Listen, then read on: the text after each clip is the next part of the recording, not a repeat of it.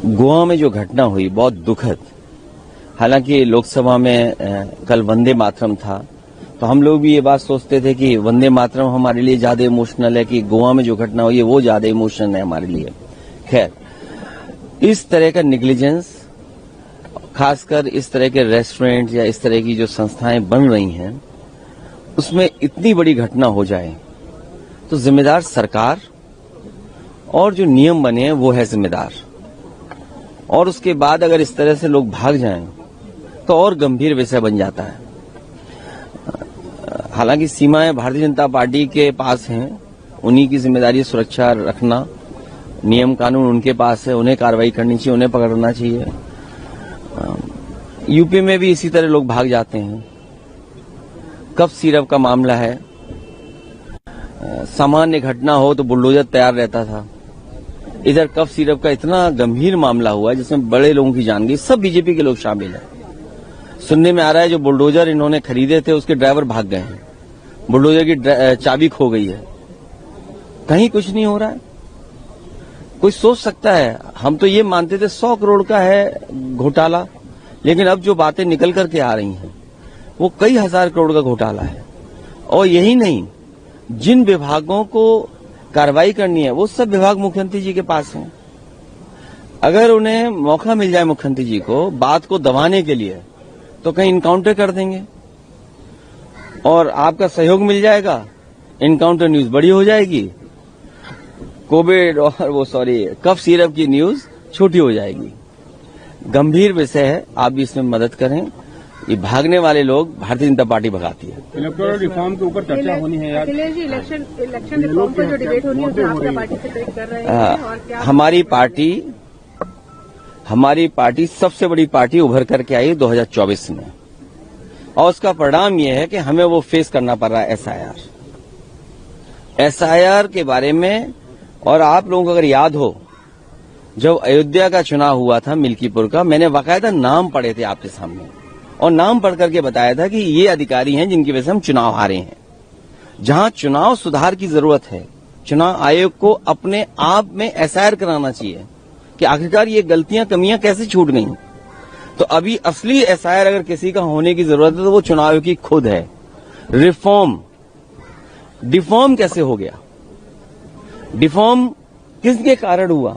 क्या अपॉइंटमेंट में गलतियां हुई हैं, या जो लोग उसमें बैठे हैं वो निष्पक्ष नहीं हैं? उसी के कारण हमें डिफॉर्म का फिर रिफॉर्म लाना पड़ रहा है। आखिर ये कमियां कहां से आई? और यूपी में सुनने में आया है जो ऐप इन्होंने बनाया, ऐप का मुझे नहीं पता किसने बनाया है, ऐप तो बीजेपी बता सकती है कि ऐप किसने बनाया होगा। जो मैपिंग का तरीका अपनाया इन्होंने ऐप के माध्यम से, सुनने में आ रहा है कि 5 करोड़ वोटरों को दोबारा फॉर्म भरना पड़ेगा। ये सामान्य घटना नहीं है उत्तर प्रदेश की। अगर 5 करोड़ लोग दोबारा फॉर्म भरेंगे तो सोचो कितने तकलीफ और परेशानी में लोग होंगे। अभी रामपुर की घटना आई है, हमारे यहां तो ये भी है ना कि अगर आपको थाना चाहिए तो इनकाउंटर कर दो, अगर आपको बड़ा थाना चाहिए तो हाफ इनकाउंटर कर दो, और अगर पैसे वाला थाना चाहिए तो लगड़ा इनकाउंटर कर दो। रामपुर में जो मां ने फॉर्म भरे हैं अपने बेटों के जो बाहर थे, ये बात स्वीकार कर रहे हैं कि बाहर थे बेटे, और परिवार के लोग फॉर्म भर सकते हैं।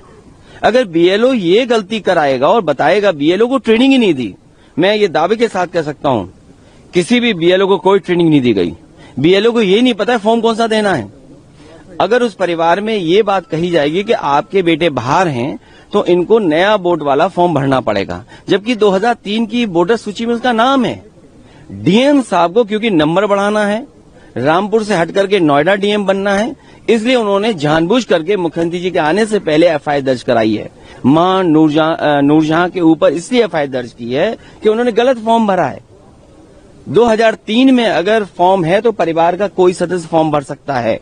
और दावा ये करे सरकार के, लगभग 3 करोड़ से ज्यादा लेबर यूपी के बाहर है। महाराष्ट्र में तो एसआईआर नहीं हो रहा। हमारे यूपी के लोग न जाने कितने महाराष्ट्र में हैं, दिल्ली में एसआईआर नहीं हो रहा, बहुत सारे लोग यूपी के दिल्ली में हैं।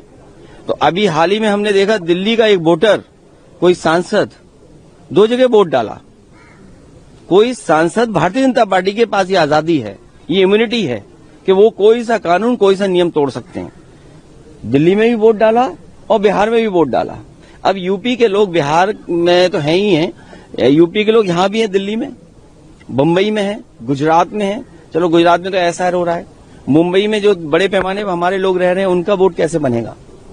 तो ये जानबूझ करके जो रामपुर की घटना है बनाई गई है और प्रचार करने के लिए कि मुसलमान हैं, इनको थोड़ा डरा दो, धमका दो। ये एसआईआर नहीं है, ये एसआईआर के बहाने एनसीआर हो रहा है, एनआरसी हो रहा है। और एनआरसी इसलिए कर रहे हैं कि मुख्यमंत्री जी कह रहे हैं हम डिटेंशन कैंप बना रहे हैं, इसमें घुसपैठियां हैं, हम उनको बंद करेंगे। तो ये सोची समझी रणनीति के तहत नाम निकालना, एफआईआर दर्ज कराना, डिटेंशन सेंटर की बात करना, घुसपैठियों की बात करना, केवल डराने का काम हो रहा है। लखनऊ की हर बड़ी हलचल, अपराध की सच्ची खबरें, द लखनऊ टाइम्स, सबसे तेज, सबसे सही।